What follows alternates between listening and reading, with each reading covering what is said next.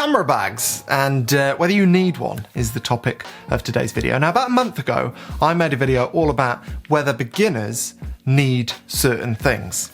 I was talking about things like carbon fiber tripods, L brackets, filters, loop decks, all that kind of stuff.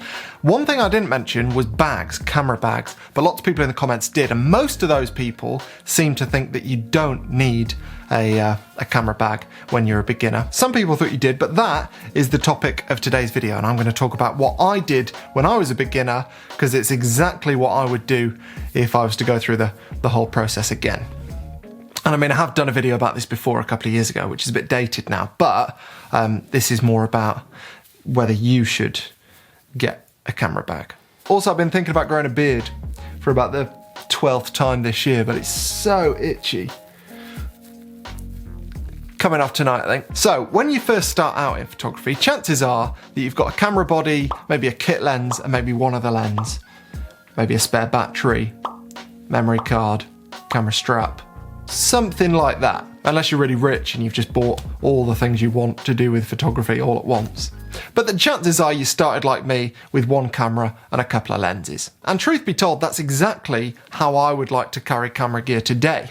I'd love to just walk around with a camera body and a couple of lenses. Sadly though, against my better judgment, I decided to start a YouTube channel and start taking photos for money, which typically involves a couple of bodies, lots of lenses, and invariably a drone. So yeah, I have to normally carry around lots more stuff than I would otherwise choose to, but if you don't have to do that, if you can get away with a camera and a couple of lenses, then there are a couple of main ways to carry those around. You could get a normal backpack, which is what I did. This is a completely normal backpack, has nothing to do with photography whatsoever, and in this you can put your lunch, the socks you've just bought, your karaoke machine. I mean, what you put in your bag is none of my business. I'm not judging you. In fact, I am judging you if you have a karaoke machine in your backpack. But yeah, you can put all sorts of stuff in here and your camera equipment in one of these. Now, I don't know what you'd call this. I've got several of them, but basically this sort of pouch is plenty big enough to stick a camera body, most camera bodies, an extra lens and a spare battery. You can even put your spare batteries in this bit. So, a tripod plate. I've been looking for that. Yeah, so typically what I did for the first, 4 years of my photography journey was I'd stick this in the top of this backpack or another backpack, and in the bottom would be my lunch, socks, and not my karaoke machine. Now, the benefits of this setup are that you don't need to buy a dedicated camera bag, so you can save the £200 or £300 or dollars that you might have had to spend on a camera bag and use it on a second-hand lens or a trip, something of that nature. Also, a bag like this doesn't draw too much attention to itself, and as I've touched on, you can carry lots of other stuff besides your photography gear if you haven't got much photography gear. Now, the other way of carrying your camera gear if you haven't got much of it is to have a dedicated photography bag that's small, like this shoulder bag. I mean, this actually isn't that small. I think this is a retrospective 30 from Think Tank, and I think actually it's the biggest one they do. Imagine this after like a hot wash in a washing machine, and this would be a dedicated photography bag, as you can see, that was small. Now, the problem with this sort of setup, I think, is that if you think your gear collection is going to grow, then quite quickly a bag like this is going to become a little bit redundant. I mean, you might use it because you might not take all your gear all out at once, but chances are you're buying gear because you want to use that gear. And that means that a smaller bag is not going to be much use when you've got lots of stuff. Again, this is quite a big, small bag, but the other thing, of course, is that if you've got a small photography bag and you've got your camera gear in it, there's not much room for other stuff. I mean, again, in this one there is, but I really should have probably got a small photography bag for this video. Just imagine it smaller, and then clearly you wouldn't be able to fit anything else in it. So yeah, if you're going to get a small photography bag, make sure that chances are you're not going to want to carry any other stuff on top of your photography gear on those trips or days out, and also that you don't think your gear is going to grow exponentially over a period of time, because if those two things are going to happen, then I mean, you don't want a small version of this. Now, if you get to the point where you've got lots of photography gear, then a regular backpack like this, well, it starts to creak at the sides a bit. I mean, sure, you can have lots of different dividers like this, It's not a divider, it's a pouch, but you get the idea. But ultimately, if you've used one of these bags before, a top loader, then you'll have found that anything that's at the bottom is a right faff to get to. And the thing with photography gear is that you never know what you're going to need next. I mean, you might want your drone, you might want a wide lens, you might want a tele lens. You kind of want to be able to have access to all your gear all at once, which is where a photography bag comes into its own. So this is my current camera bag of choice. This is the Mindshift Backlight 26 litre, I think. I could be wrong. If I am wrong, I'll correct myself here. As you can see, I went for the green one. Sort of regret that, to be honest. I wish I'd gone for the black one now, because I've got an orange coat, which you might have seen me wear from time to time, and when I've got this on and that on, I think I look a bit like a traffic light.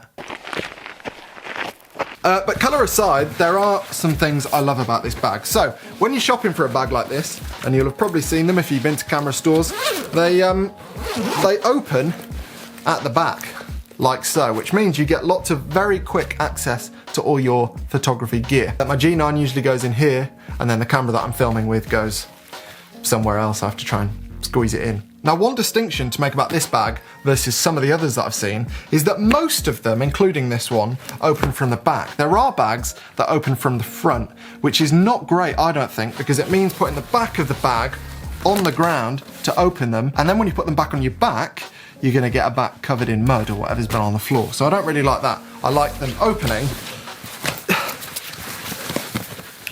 at the back. Other things I like about this bag is that there's side pockets for drinks and a tripod, and the times that I need to take my tripod out.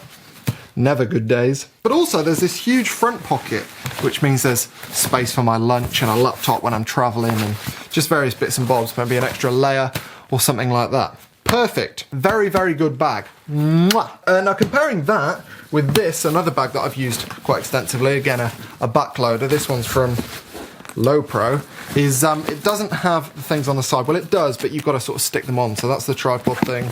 That's a bottle thing, which doesn't work quite as well. But it also doesn't really have any storage for anything other than camera gear, as you can see.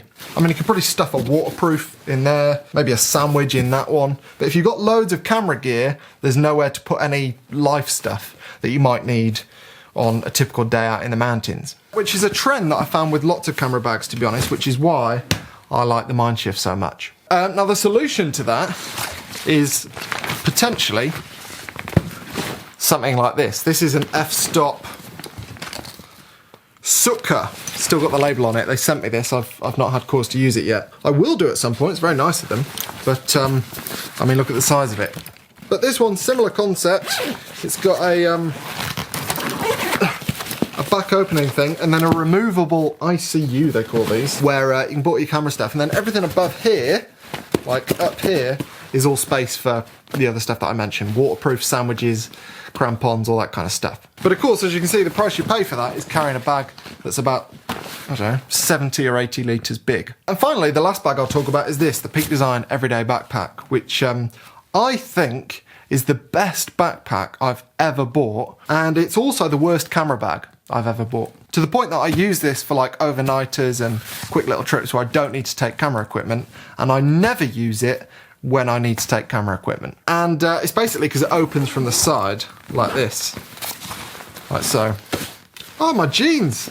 I've been looking for those as well. Yeah, so I just found that no matter how I use this bag, stuff used to fall out of it. Brilliant backpack, as I said, very comfortable. It's got these swingy straps that make it wonderful to use, but yeah, it's just a bit of a pain as a camera bag. So to sum up, moral of the story is, if you don't have much camera gear, but you think that might change in the future, or you like to carry other things around with you, don't get a camera bag, just get one of these to put in a backpack. If you think you're never going to have that much photography gear and you don't like to carry other stuff with you, get a small photography bag. And if you carry lots of photography gear, or you're going to be carrying lots of photography gear because of the kind of stuff you like to shoot, or you make videos as well maybe, get something like this, which has a bit of room for the other stuff that you'll need through the day, such as water, sandwiches, waterproof, that kind of stuff. And if you're planning on running away from home with your camera equipment, then get one of these. But my general advice to beginners would be, definitely don't get a camera bag,